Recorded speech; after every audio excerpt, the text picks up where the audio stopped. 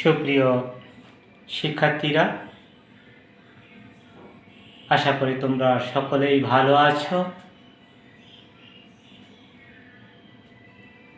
এই করোনাকালীন সময়ে সবাই ঘরে বসে পড়াশোনা চালিয়ে যাচ্ছ। আমি সুভাষ সরকার, সহকারী শিক্ষক, ভৌত বিজ্ঞান, SM মডেল সরকারি উচ্চ বিদ্যালয়, গোপালগঞ্জ। তোমাদের আজকে রসায়ন বিজ্ঞানে একটা সৃজনশীল তার সমাধান করতে আবার হাজির হয়েছি। তা আজকের সৃজনশীলটা একটু লক্ষ্য করো। এটা হলো CH4 A C4H10 B R C4H10 8O2, এটা হলো C। তিনটা যৌগ দিয়ে আছে A B C। ক আছে সমগোত্রীয় শ্রেণী কাকে বলে। খতে আছে বি যৌগ একটি সম্পৃক্ত হাইড্রোকার্বন, ব্যাখ্যা করো। গতে আছে এ যৌগ হতে বিভিন্ন ধাপে হ্যালোজেন প্রতিস্থাপন বিক্রিয়া সমীকরণ সব ব্যাখ্যা করো। আর ঘতে আছে বি থেকে সি যৌগ পাওয়া সম্ভব দেখাও। এখন কি আছে সমগোত্রীয় শ্রেণী। ক সমগোত্রীয় শ্রেণী কাকে বলে? তো যে সকল যৌগের কার্যকরী মূলক একই হয় তাদের ভৌত এবং রাসায়নিক ধর্মের গভীর মিল পাওয়া যায়, তাদেরকে বলা হচ্ছে সমগোত্রীয় শ্রেণী। কার্যকরী মূলক যেমন CnH2n+2, এটা হলো অ্যালকেন। অ্যালকেনের এখানে n সমান 1 থেকে শুরু, 1 2 3 ... তাহলে n সমান 1 হলে মিথেন CH4, n সমান 2 হলে ইথেন C2H6, n সমান 3 হলে প্রোপেন C3H8। আচ্ছা, অ্যালকিনের ক্ষেত্রে যদি হয় অ্যালকিন CnH2n, n সমান এখানে n এর মান 2 থেকে শুরু, কারণ কার্বন কার্বন দ্বিবন্ধন তো। আচ্ছা, n সমান 2 হলে ইথিন C2H4, n সমান 3 হলে প্রোপিন C3H6। এই যে যৌগ, অর্থাৎ এদের ভৌত এবং রাসায়নিক ধর্ম, এই যৌগ এবং অথবা এই যৌগ, এদের ভৌত এবং রাসায়নিক ধর্মের মধ্যে একটা গভীর মিল বিদ্যমান। কার্যকরী মূলক CnH2n+2 আর এর কার্যকরী মূলক CnH2n। এটা হলো সমগোত্রীয় শ্রেণী। আচ্ছা, এরপরে আছে খতে বলা আছে বি যৌগ একটি সম্পৃক্ত হাইড্রোকার্বন। বি দিয়ে আছে কি খতে? বি যৌগ C4H10, এর গাঠনিক সংকেত কি? গাঠনিক সংকেত সি হলো কয়টা? 4টা। তাহলে হাইড্রোজেন হলো কয়টা? 10টা। হাইড্রোজেন হলো 10টা।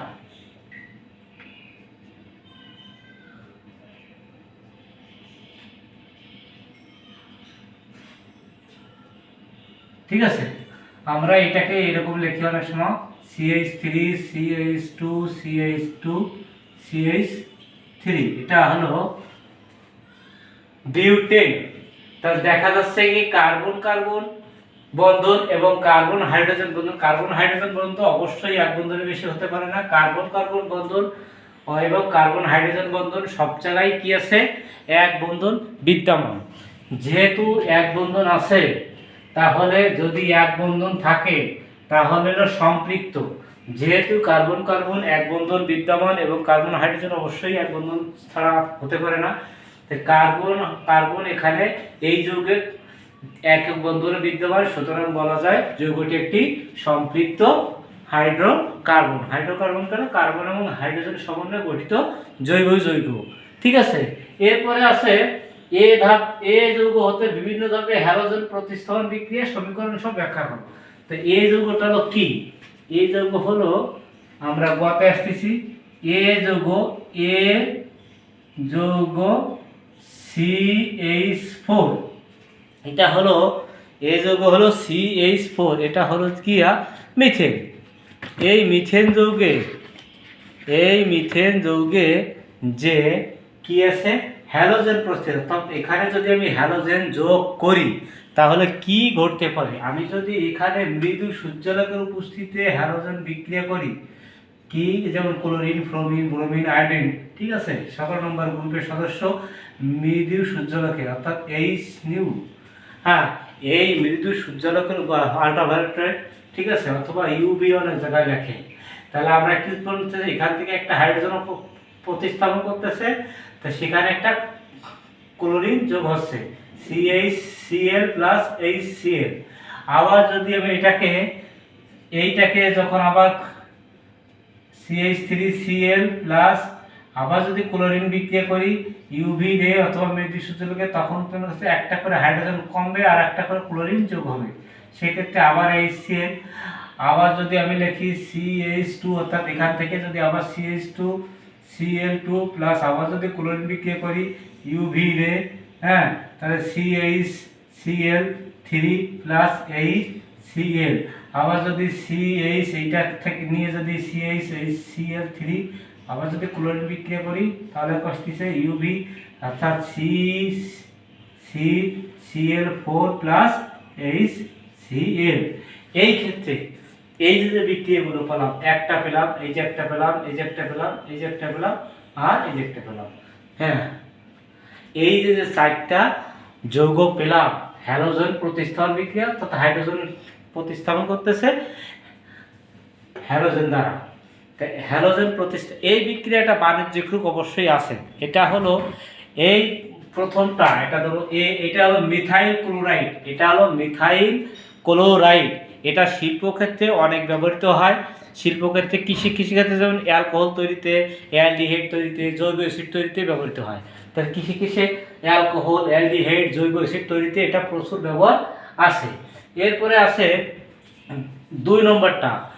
এই 2 নম্বরটা এখন আছে কি বলা আছে, ডাইক্লোরোমিথেন। এটা হলো ডাইক্লোরোমিথেন। এই ডাইক্লোরোমিথেনটা কি করতেছে, ডাইক্লোরোমিথেনটা আমার শিল্পী ক্ষেত্রে এটা ব্যবহার করতেছে। সেটা হলো ইমানসল রং দিয়ে যখন কোনো আসবাবপত্র বা কোনো কিছু যখন রং করা হয় তখন এই ইমানসল রং তৈরিতে এটা ব্যবহৃত হয়। আচ্ছা, এরপরে আছে এই যে ট্রাইক্লোরোমিথেন, এটা আরও বাণিজ্যিক ব্যবহার আছে, যেটা খবর আছে আমরা সাধারণত বলি ক্লোরোফর্ম। এটা হলো এইটা হলো ক্লোরোফর্ম, এটা আমরা জানি যে চেতনানাশক হিসেবে সাধারণত ব্যবহৃত হয়।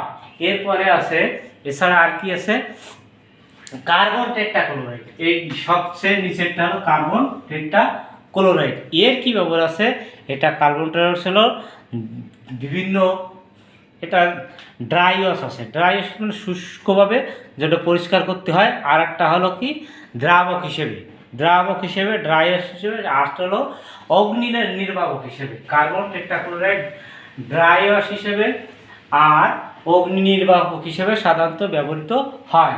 ড্রাই ওয়াশ হিসেবে, দ্রাবক হিসেবে, অর্থাৎ যে সমস্ত পদার্থ দ্রবীভূত করা হয় তখন হচ্ছে দ্রাবক। তাহলে আমরা এটা পেলাম মিথাইল ক্লোরাইড। এটা কিসে পাইছি, অ্যালডিহাইড, অ্যালকোহল, তারপরে জৈব অ্যাসিড তৈরিতে।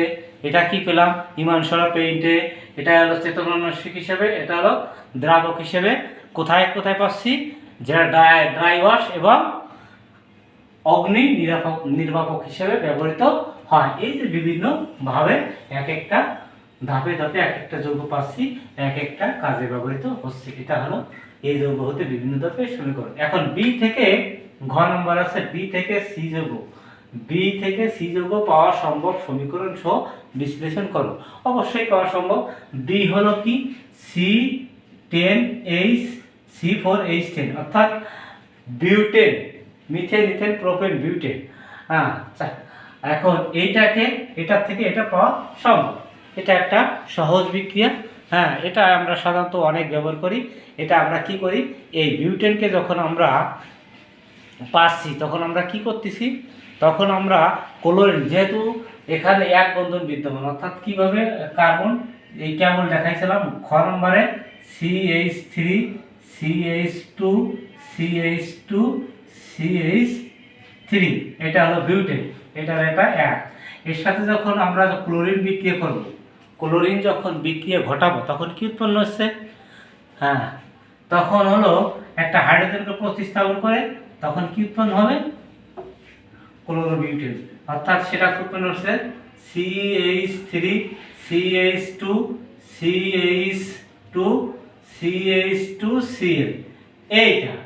এখন এই যখন উৎপন্ন হলো তখন আমরা বললাম কি, আচ্ছা এটার থেকে যখন আমরা পেলাম তখন কি উৎপন্ন হবে? তখন আমরা এর সাথে যখন সোডিয়াম হাইড্রোক্সাইড বিক্রিয়া ঘটাবো, সোডিয়াম হাইড্রোক্সাইড, অর্থাৎ আমরা কি বিক্রিয়া ঘটাবো? CH3CH2CH2CH2Cl, এর সাথে যখন সোডিয়াম হাইড্রোক্সাইড বিক্রিয়া ঘটাবো তখন উৎপন্ন হলো অ্যালকোহল, CH3CH2CH2CH2OH, আর তো সোডিয়াম ক্লোরাইড লবণ উৎপন্ন হবে। তাহলে এইটা হলো অ্যালকোহল উৎপন্ন হলো। এই অ্যালকোহলকে যখন আমরা দুইবার পটাশিয়াম পারম্যাঙ্গানেটের জলীয় দ্রবণে বা পটাশিয়াম ডাইক্রোমেট, হ্যাঁ, জলীয় দ্রবণের সাথে আমরা যখন বিক্রিয়া করি CH3CH2CH2CH2Cl, এর সাথে যখন কি করব, দুই ভাবে করা যায়।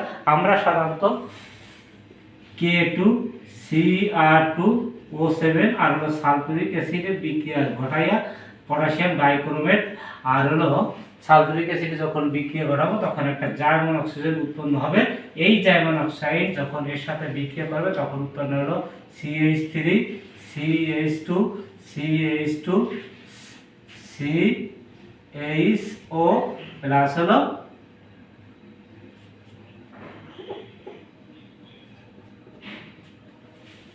পানি। অর্থাৎ অ্যালকোহল পটাশিয়াম ডাইক্রোমেট ও সালফিউরিক অ্যাসিডের উপস্থিতিতে বিক্রিয়া করে কি উৎপন্ন হচ্ছে? অ্যালডিহাইড উৎপন্ন হচ্ছে। এটা হলো অ্যালডিহাইড উৎপন্ন হলো। এই অ্যালডিহাইড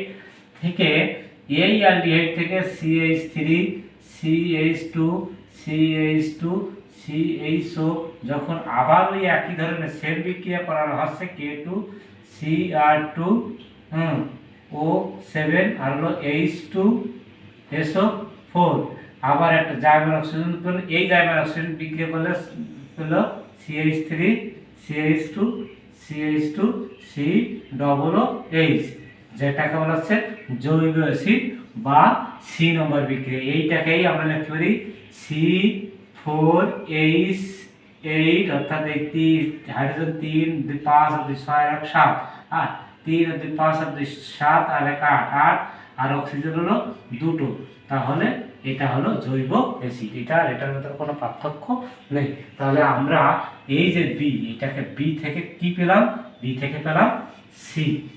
তাহলে বি থেকে যৌগ থেকে সি যৌগ অবশ্যই পাওয়া যাচ্ছে। অর্থাৎ অ্যালকিন থেকে